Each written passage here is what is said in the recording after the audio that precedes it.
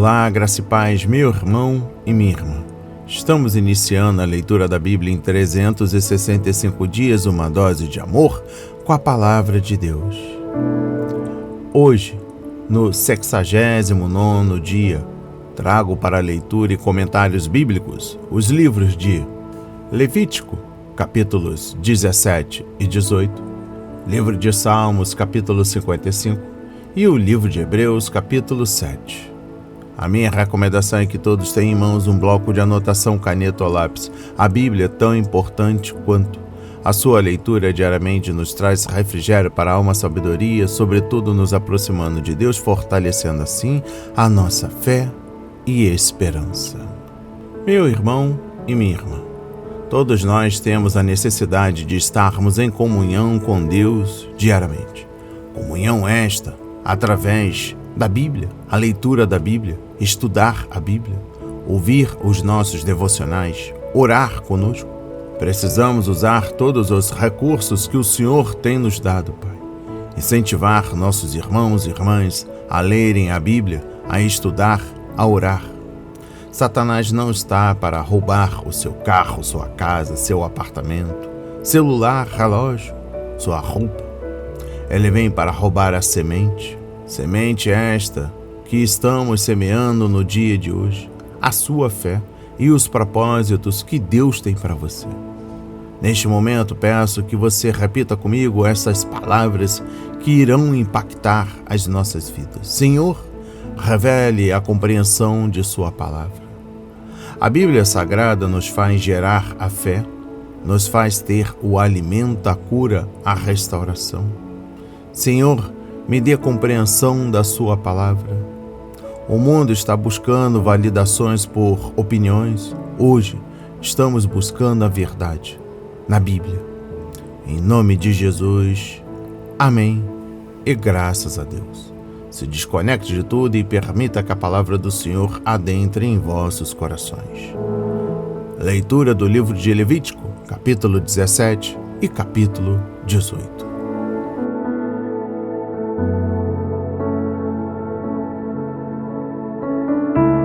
Leis a respeito do derramamento de sangue.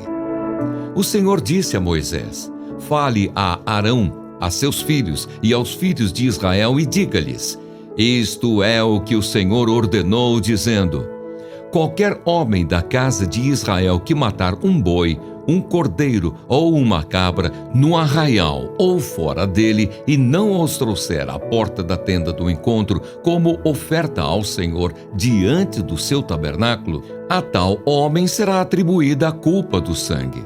Ele derramou sangue, por isso será eliminado do seu povo. Isto é assim para que os filhos de Israel, trazendo os seus sacrifícios que oferecem em campo aberto, os apresentem ao Senhor, à porta da tenda do encontro, ao sacerdote, e os ofereçam por sacrifícios pacíficos ao Senhor. O sacerdote aspergirá o sangue sobre o altar do Senhor, à porta da tenda do encontro, e queimará a gordura de aroma agradável ao Senhor. Nunca mais oferecerão os seus sacrifícios aos demônios, com os quais eles se prostituem. Isso lhes será por estatuto perpétuo nas suas gerações. Diga-lhes também: qualquer homem da casa de Israel ou dos estrangeiros que peregrinam entre vocês, que oferecer holocausto ou sacrifício e não o trouxer à porta da tenda do encontro para oferecê-lo ao Senhor, esse homem será eliminado do seu povo. A proibição de comer sangue. Qualquer homem da casa de Israel ou dos estrangeiros que peregrinam entre vocês que comer sangue, contra ele me voltarei e o eliminarei do seu povo, porque a vida da carne está no sangue. Eu o tenho dado a vocês sobre o altar para fazer expiação pela vida de vocês, porque é o sangue que fará expiação pela vida. Portanto, tenho dito aos filhos de Israel: nenhum de vocês comerá sangue, nem o estrangeiro que peregrina entre vocês o comerá. qualquer homem dos filhos de Israel ou dos estrangeiros que peregrinam entre vocês, que caçar animal ou ave que se pode comer, derramará o sangue e o cobrirá com pó. Porque a vida de toda carne é o sangue. Por isso, tenho dito aos filhos de Israel que não comam o sangue de nenhuma carne, porque a vida de toda carne é o seu sangue. Todo o que comer será eliminado. Qualquer pessoa natural da terra ou estrangeira que comer carne de um animal que morre por si ou que é dilacerado por feras, lavará as suas roupas, se banhará em água e ficará impura até a tarde. Depois estará pura. Mas se não lavar a roupa, nem banhar o corpo, levará sobre si a sua iniquidade. Relações ilícitas. O Senhor disse a Moisés: fale aos filhos de Israel e diga-lhes: eu sou o Senhor, o Deus de vocês. Não façam como se faz na terra do Egito, onde vocês moraram, nem façam como se faz na terra de Canaã, para onde eu os estou levando. Não andem segundo os estatutos desses povos. Cumpram os meus juízos e guardem os meus estatutos para andarem neles. Eu sou o Senhor, o Deus de vocês. Portanto, guardem os meus estatutos e os meus juízos. Aquele que os cumprir, por eles viverá. Eu sou o Senhor. Nenhum homem se aproximará de qualquer parenta próxima para ter relações sexuais com ela. Eu sou o Senhor. Não envergonhe o seu pai, tendo relações com a própria mãe. Ela é a sua mãe. Não tenha relações com ela. Não tenha relações com a mulher de seu pai. Este é um direito que somente o seu pai tem. Não tenha relações com a sua irmã, filha de seu pai ou filha de sua mãe, nascida em casa ou fora de casa. Não tenha relações com a filha do seu filho ou com a filha de sua filha. Não faça isso, porque seria uma vergonha para você. Não tenha relações com a filha da mulher de seu pai, gerada por seu pai. Ela é a sua irmã. Não tenha relações com a irmã do seu pai. Ela é parenta de seu pai. Não tenha relações com a irmã de sua mãe, pois ela é parenta de sua mãe. Não envergonhe o irmão de seu pai, tendo relações com a mulher dele. Ela é a sua tia. Não tenha relações com a sua nora. Ela é a mulher de seu filho. Não tenha relações com ela. Não tenha relações com a mulher de seu irmão. Este é um direito que somente o seu irmão tem. Não tenha relações com uma mulher e com a filha dela. Não tenha relações com a filha do filho dela, nem com a filha da filha dela. São parentes. É algo vergonhoso. E não case com a irmã de sua mulher, de modo que se torne rival dela.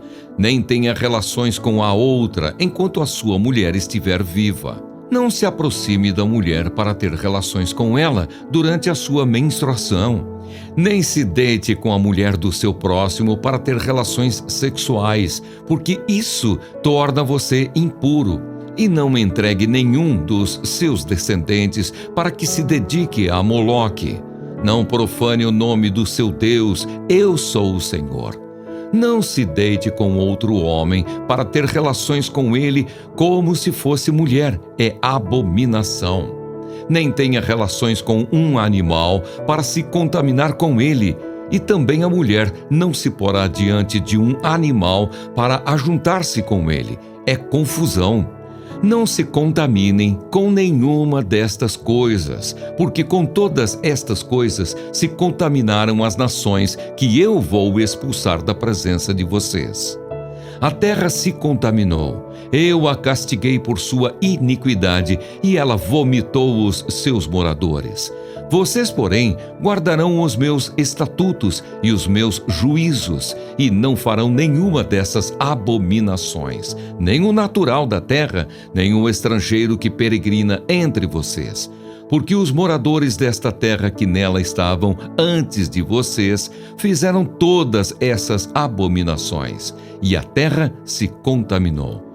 Que não aconteça que a terra vomite vocês também, por terem se contaminado como vomitou o povo que nela estava antes de vocês. Todo aquele que fizer alguma dessas abominações, sim, aqueles que as cometerem serão eliminados do seu povo. Portanto, vocês devem guardar a obrigação que têm para comigo, não praticando nenhum dos costumes abomináveis que foram praticados antes de vocês, e não se contaminem com eles.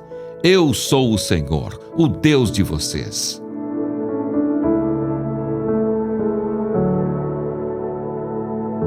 Amém.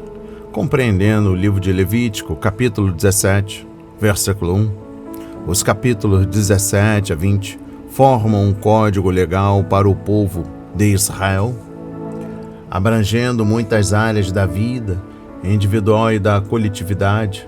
A ênfase não está simplesmente na justiça ou na equidade cívica, mesmo sendo essas coisas importantes, mas sim na santidade. Afinal de contas, Israel era o povo de Deus e suas leis eram as leis de Deus. Esses capítulos tratam de 4 áreas especiais que precisam ser respeitadas e mantidas santas. A santidade do sangue ou da vida, capítulo 17. A santidade do sexo, capítulo 18. A santidade da lei, capítulo 19. E a santidade do julgamento, capítulo 20. A motivação para Israel obedecer tinha de ser mais do que temer punição. O povo também precisava ter no coração um desejo de agradar a Deus e uma motivação profunda de manter a santidade para trazer glórias ao nome dele. Êxodo 19, versículos 3 a 6. Obedecer à lei e ter um caráter santo não são exatamente a mesma coisa. Compreendendo o versículo 7, quando um sacrifício era oferecido e seu sangue derramado, isso significava a morte de uma vida em lugar de outra. Uma vítima inocente morreria em lugar de um pecador culpado. De acordo com as Escrituras, é o sangue que faz a expiação. Qualquer teologia que ignore ou minimize o valor do sangue não é fundamentada na palavra de Deus. Finalizando a compreensão do capítulo 17, a exposição bíblica dos versículos 10 a 14. Pelo fato de o sangue ser a vida da criatura e o requisito exigido pelo Senhor para a expiação, não devia ser tratado como um alimento comum. Por isso, antes de preparar sua refeição, o judeu tinha de tomar o cuidado de drenar o sangue do animal abatido. O sangue tinha de ser enterrado, dando a ele um fim digno. Judeus ortodoxos hoje em dia têm o cuidado de comprar carne kosher, aquela da qual o sangue foi drenado da maneira prescrita. Os cristãos atualmente precisam aprender sobre a importância do precioso sangue de Cristo, conforme 1 de Pedro capítulo 1, versículo 19.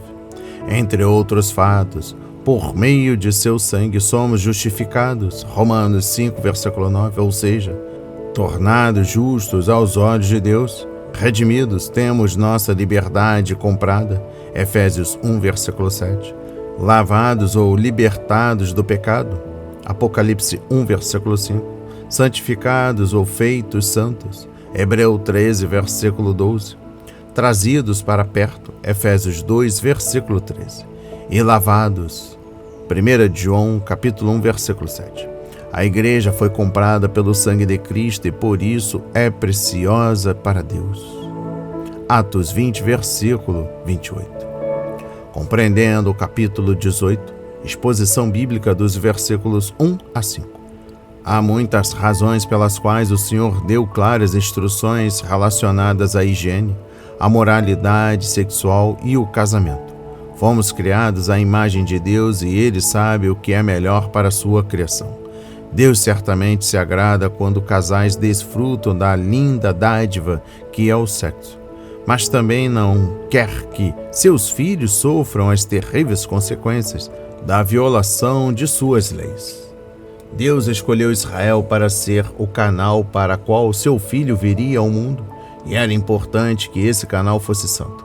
A quebra do laço matrimonial na sociedade judaica e a adoção de práticas pagãs poderiam ameaçar os planos de redenção divina? Essa parece ser a ênfase de Malaquias 2, versículo 15. O Senhor desejava uma descendência consagrada, que só podia vir de casamentos consagrados. Um casamento cristão deveria ser um testemunho para o mundo do amor que Cristo teve por sua igreja. Efésios 5, versículos 25 a 33. Mas, se esse matrimônio é marcado por infidelidade e impureza, tal testemunho é destruído. Seus cônjuges não podem se amar mutualmente como Cristo ama a igreja. Como convidarão seus amigos não salvos para serem salvos e compartilhar o amor de Jesus? Compreendendo o versículo 5, obedecer aos mandamentos de Deus traz vida. Muitos escritores bíblicos mencionam esses versículos, conforme Neemias 9, versículo 29, Lucas 10, versículo 28, Romanos 10, versículo 5 e Gálatas 3, versículo 12. Se as pessoas obedecessem absolutamente às leis de Deus, sua obediência as salvaria. Porém, é claro, ninguém pode fazer isso. Por isso, a salvação é somente por fé, totalmente independente das obras da lei. Romanos 3, versículo 19 a 31. Exposição bíblica dos versículos 6 a 23.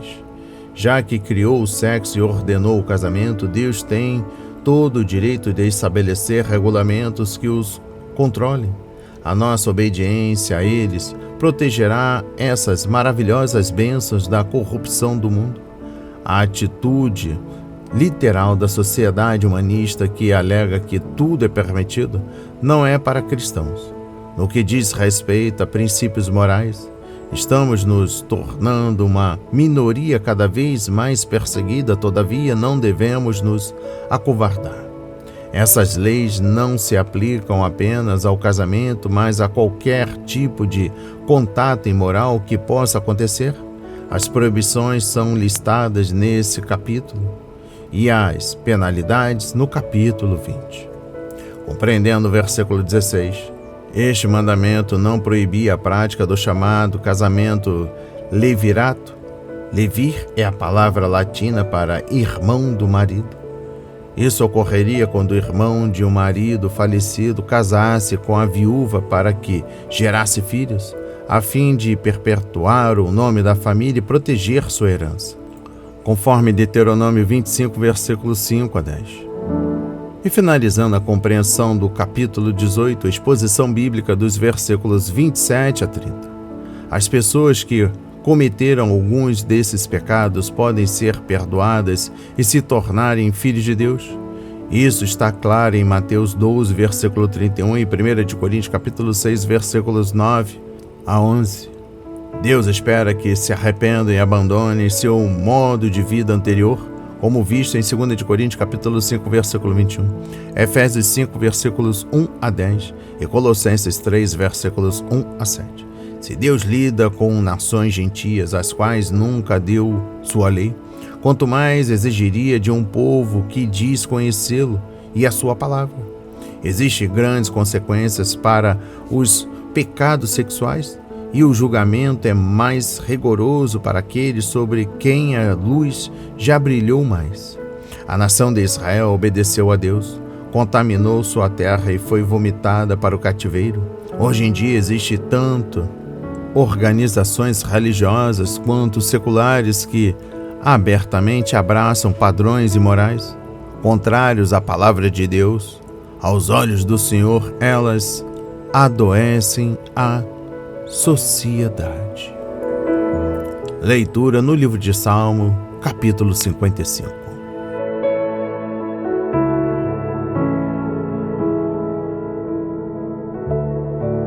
Confiança em meio à perseguição. Ao mestre de canto para instrumentos de cordas, salmo didático de Davi. Dá ouvidos, ó Deus, à minha oração. Não te escondas da minha súplica. Atende-me e responde-me. Sinto-me perplexo em minha queixa e ando perturbado por causa do clamor do inimigo e da opressão do ímpio. pois sobre mim lançam calamidade e furiosamente me hostilizam. O meu coração estremece no peito, terrores de morte caem sobre mim. Temor e tremor me sobrevêm, e o horror se apodera de mim. Então eu disse: quem me dera ter asas como a pomba, voaria e acharia descanso. Eis que fugiria para longe e ficaria no deserto. Depressa eu me abrigaria do vendaval e da tempestade. Destrói, Senhor, e confunde os seus conselhos, porque vejo violência e conflitos na cidade. Dia e noite andam em volta dela nas suas muralhas, e dentro delas reinam a corrupção e a maldade. Há destruição no meio da cidade. Das suas praças não se afastam a opressão e o engano, porque não é um inimigo que me afronta. Se o fosse, eu o suportaria. Nem é o que me odeia quem se exalta contra mim, pois dele eu me esconderia. Mas é você, homem meu igual, meu companheiro e meu íntimo amigo. Juntos nos entretínhamos e íamos com a multidão à casa de Deus. Que a morte os assalte e vivos desçam à sepultura, porque há maldade nas suas moradas e no seu íntimo. Eu, porém, invocarei a Deus e o Senhor me salvará. À tarde, pela manhã e ao meio-dia, farei as minhas queixas e lamentarei, e ele ouvirá a minha voz. Em paz ele livra a minha alma dos que me perseguem, pois são muitos contra mim. Deus ouvirá e lhes responderá, ele que preside desde a eternidade, porque não há neles mudança nenhuma e não temem a Deus. Tal homem estendeu as mãos contra os que tinham paz com ele, violou a sua aliança. A sua fala era mais macia que a manteiga, porém no coração havia guerra. As suas palavras eram mais suaves que o azeite, mas eram de fato espadas afiadas. Lance os seus cuidados sobre o Senhor e ele o susterá. Jamais permitirá que o justo seja abalado. Tu, porém, ó Deus, os lançarás na cova profunda. Homens sanguinários e fraudulentos não chegarão à metade dos seus dias. Eu, todavia, confiarei em ti.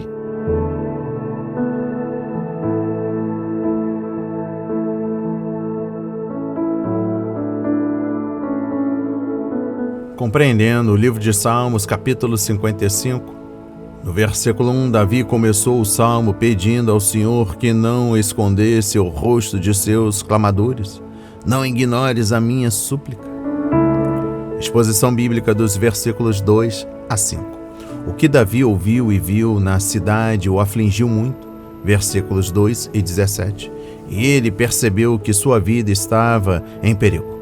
Davi estava preocupado com a segurança de seu povo e com o futuro das promessas do Senhor para a sua dinastia. 2 Samuel, capítulo 7. Para ele, era como se tudo estivesse desmoronando e não houvesse esperança. É natural olharmos para os nossos sentimentos e expressarmos nossos medos, mas não é assim que resolvemos os problemas. Exposição bíblica dos versículos 6 a 8. Quando nos vemos em meio a problemas, a primeira coisa em que pensamos é: como vou sair dessa situação? Contudo, o cristão dedicado precisa perguntar: o que posso fazer para sair dessa situação?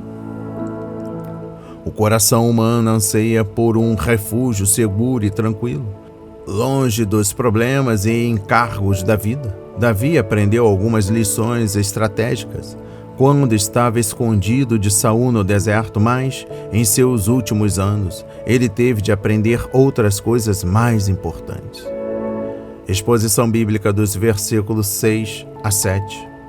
As pombas podem voar longas distâncias e elas procuram refúgios seguros nas pedras altas, conforme Jeremias 48, versículo 28.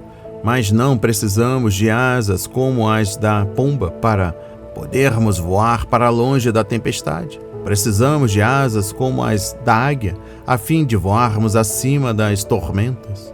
Conforme o livro do profeta Isaías, capítulo 40, versículos 30 a 31. Mais de uma vez Davi orou para que o Senhor o escondesse, e Deus respondeu às suas orações. Conforme capítulo 17, versículo 8, capítulo 27, versículo 5 e capítulo 64, versículo 2. Davi fugiu de Jerusalém, 2 Samuel, capítulo 15, versículos 14 e 15, e se abrigou no deserto do outro lado do rio Jordão, em Maanaim. Exposição bíblica dos versículos 9 a 15. Davi não estava negando a realidade. Ele sabia o que estava acontecendo à sua volta e conduziu as manobras de forma magistral, digna de sua reputação. Contudo, ele também orou para que Deus trouxesse confusão aos homens de Absalão. Versículo 9, e também 2 Samuel, capítulo 15, versículo 31. E foi exatamente isso que aconteceu. O Senhor usou Husai para influenciar o conspirador a rejeitar o conselho de Aitofel, e isso levou à derrota das forças de Absalão. 2 Samuel, capítulo 16, versículos 15 a 17 e versículo 31. Exposição bíblica dos versículos 16 a 19. Embora seja normal esperarmos uma forma rápida de escapar, é importante entendermos nossos sentimentos e circunstâncias. É muito mais fundamental olharmos para Deus e pedirmos sua ajuda. Davi já não era capaz de liderar um exército em batalha, mas orou para que Deus derrotasse as forças rebeldes, e foi respondido. Deus respondeu às suas orações. Davi usou o Senhor, o nome da aliança de Deus, quando disse: "O Senhor me salvará". Versículo 16. Exposição bíblica dos versículos 19 a 21. Durante os anos difíceis de preparação, Davi passou por muitas mudanças, e isso lhe ensinou a confiar no Deus que nunca muda. Absalão e seus amigos viviam no luxo e no bem-estar, e sabiam muito pouco sobre o desafio de mudar circunstâncias. Por isso, não tinham fé em Deus, nem o temor de Deus. A vida próspera é fácil até você se encontrar no meio da tempestade. É aí, então, que você descobre como estava mal preparado. O que a vida nos faz depende do que ela encontra em nós. E finalizando a compreensão do capítulo 55, a exposição bíblica dos versículos 22 e 23. Davi terminou o salmo falando com o Senhor e afirmando sua fé. Capítulo 7, versículo 1 e capítulo 10, versículo 1. Confiante que Deus julgaria seus inimigos. Ele estava prevendo o suicídio de Aitofel? Conforme 2 Samuel, capítulo 17, versículo 23. Devemos nos lembrar de que nosso Senhor Jesus Cristo também foi traído por um homem que se enforcou. Mateus 27, versículos 1 a 10. O Salvador também atravessou o vale do Cedron, 2 Samuel, capítulo 15, versículo 23, e João 18, versículo 1. E chorou sobre o Monte das Oliveiras, 2 Samuel, capítulo 15, versículo 30, e Lucas 22, versículos 39 a 44. Hebreus 5, versículo 7. Outrora rejeitado por seu povo, hoje Cristo está entronizado no céu e um dia voltará a Jerusalém para estabelecer seu reino. Conforme Zacarias 14, versículos 4 e 5. Leitura no livro de Hebreus, capítulo 7.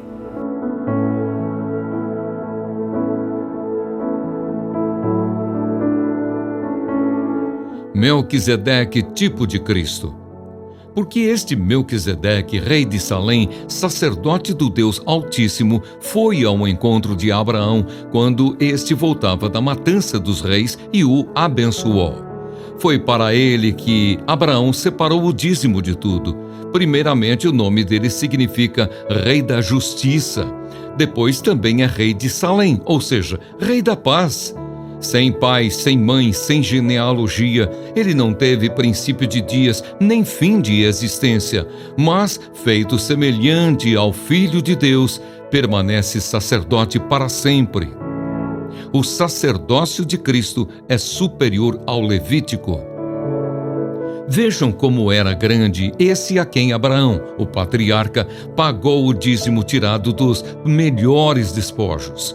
Ora, os que dentre os filhos de Levi recebem o sacerdócio têm ordem, de acordo com a lei, de recolher os dízimos do povo, ou seja, dos seus irmãos, embora estes sejam descendentes de Abraão. Entretanto, aquele cuja genealogia não se inclui entre os filhos de Levi, recebeu dízimos de Abraão e abençoou aquele que havia recebido as promessas. Evidentemente, não há dúvida de que o inferior é abençoado pelo superior. Aliás, aqui, os que recebem dízimos são homens mortais, porém ali o dízimo foi recebido por aquele de quem se testifica que vive. E por assim dizer, também Levi, que recebe dízimos, pagou-os na pessoa de Abraão. Porque Levi, por assim dizer, já estava no corpo de seu pai Abraão quando Melquisedeque foi ao encontro deste. O sacerdócio de Cristo é eterno. Portanto, se a perfeição fosse possível por meio do sacerdócio levítico, pois foi com base nele que o povo recebeu a lei, que necessidade haveria ainda de que se levantasse outro sacerdote segundo a ordem de Melquisedeque e não segundo a ordem de Arão? Pois quando se muda o sacerdócio, necessariamente muda também a lei. Porque aquele de quem são ditas estas coisas pertence a outra tribo, da qual ninguém prestou serviço diante do altar. Pois é evidente que nosso Senhor procedeu de Judá, tribo a qual Moisés nunca falou nada a respeito de sacerdócio.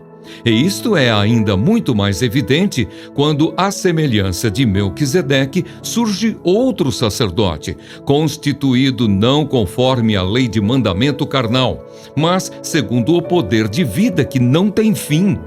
Porque dele se testifica: você é sacerdote para sempre, segundo a ordem de Melquisedeque. Portanto, por um lado, se revoga a ordenança anterior por causa de sua fraqueza e inutilidade, pois a lei nunca aperfeiçoou coisa alguma. E, por outro lado, se introduz esperança superior, pela qual nos chegamos a Deus. E isto não se deu sem juramento, porque os outros são feitos sacerdotes sem juramento, mas este foi feito sacerdote com juramento por aquele que lhe disse: o Senhor jurou e não se arrependerá. Você é sacerdote para sempre. Por isso mesmo, Jesus se tornou fiador de superior aliança. Ora, os outros são feitos sacerdotes em maior número, porque a morte os impede de continuar. Jesus, no entanto, porque continua para sempre, tem o seu sacerdócio imutável. Por isso também pode salvar totalmente os que por ele se aproximam de Deus, vivendo sempre para interceder por eles.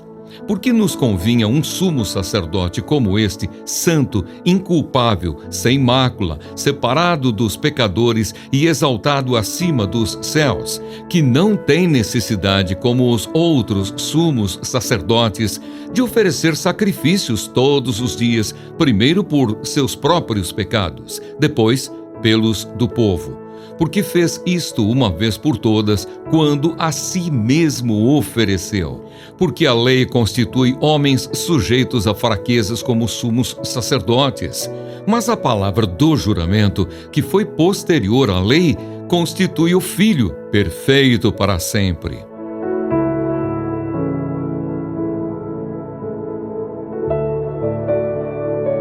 Amém. Compreendendo o capítulo 7 do livro de Hebreus, exposição bíblica do capítulo 7, versículo 1 e capítulo 10, versículo 39. No capítulo 7, o escritor descreve o melhor sacerdócio de Cristo, porque estava baseado na ordem superior de Melquisedeque e não na de Levi e Arão. No capítulo 8, a ênfase está na melhor aliança de Cristo. No capítulo 9 está no seu melhor santuário, e o capítulo 10 conclui a sessão com um argumento em favor do melhor sacrifício de Cristo, algo que Melquisedeque não poderia fazer. Compreendendo o versículo 1, Melquisedeque foi o rei e sacerdote. No sistema do Antigo Testamento, o trono e o altar eram independentes. O rei Uzias quis ser sacerdote rei e Deus o julgou. Mas Melquisedeque tinha 2 ofícios, o de rei e o de sacerdote. Arão nunca teve esse privilégio. E devemos notar que Melquisedeque não era um falso sacerdote, ele era sacerdote do Deus Altíssimo, conforme Gênesis 14, versículos 18 a 20. Portanto, o seu ministério era legítimo. Somente em Jesus e em Melquisedeque, antes da lei, esses 2 ofícios se juntaram. Jesus Cristo é o sumo sacerdote no trono. Compreendendo o versículo 2, o nome de Melquisedeque é importante. Na Bíblia, os nomes e seus significados são importantes. Damos nomes aos nossos filhos hoje sem pensar muito no que esses nomes significam. Mas não era assim nos tempos bíblicos. Às vezes, uma terrível crise espiritual era motivo para mudar o nome de uma pessoa. Conforme Gênesis 32, versículos 24 a 32, João 1, versículos 35 a 42. O nome Melquisedeque significa Rei da Justiça na língua hebraica. Já a palavra Salém significa paz, do termo hebraico Shalom, de modo que Melquisedeque é Rei da Paz, como também Rei da Justiça. Justiça e paz são muitas vezes encontradas juntas nas Escrituras. A verdadeira paz só pode ser experimentada com base na retidão e na justiça. Então, se quisermos desfrutar da paz com Deus, devemos ser justificados, justos pela fé, conforme Romanos 5, versículo 1. As pessoas não podem ser justificadas por Deus através da observância da lei do Antigo Testamento. Gálatas 2, versículo 21. Somente mediante a obra de Jesus Cristo na cruz é que a justiça e paz podem se juntar. Compreendendo o versículo 3, a história familiar de Melquisedeque é diferente. Ele era um homem, por isso precisou ter uma mãe e um pai. Mas o Antigo Testamento não registra nada sobre sua genealogia, e isso é significativo. A maioria das pessoas importantes no Antigo Testamento tem sua linhagem identificada. A razão pela qual Jesus Cristo pode ser sacerdote para sempre é que ele pertence à ordem de Melquisedeque. Melquisedeque não era um anjo ou alguma criatura sobre-humana, nem era uma aparição de Jesus Cristo no Antigo Testamento. Ele era um homem, um rei, um sacerdote de verdade, vivendo em uma cidade real. Mas, no que diz respeito ao registro, ele não nasceu e nem morreu. Desse modo, ele descreve o Senhor Jesus Cristo, o Filho eterno de Deus, que é sacerdote para sempre. Exposição bíblica dos versículos 7 a 10. Melquisedeque recebeu dízimos de Abraão. A lei judaica ordenava que os judeus dessem a Deus a 10ª parte de suas colheitas, rebanhos e ovelhas, conforme Levítico 27, versículos 30 a 32. Compreendendo o versículo 16, o sacerdócio de Melquisedeque era de uma ordem diferente de Arão e Levi. Melquisedeque descreve Nosso Senhor como sumo sacerdote celestial. Jesus Cristo nunca poderia ter servido como sacerdote quando esteve na terra, porque não pertencia à tribo de Levi. Jesus nasceu da descendência de Davi, da tribo de Judá. Ele se tornou o sacrifício na terra para que pudesse se tornar o sumo sacerdote no céu. Compreendendo o versículo 19, o escritor lembrou a tentação de voltar para o velho sistema do templo que seus leitores estavam sofrendo. Foi por isso que ele os fez lembrar que Jesus Cristo havia cumprido o que a lei jamais poderia fazer. Ele trouxe uma esperança melhor e permite que nos aproximemos de Deus. Voltar à antiga lei significaria perder a alegria da comunhão com Deus por meio de Cristo. A única esperança que o judaísmo tinha era a vinda de Cristo. E essa bênção os cristãos hebreus já tinham. Compreendendo o versículo 25, não devemos ignorar que Deus Pai está com raiva de nós, de modo que Deus o Filho tenha sempre de apelar para que o Pai não nos julgue.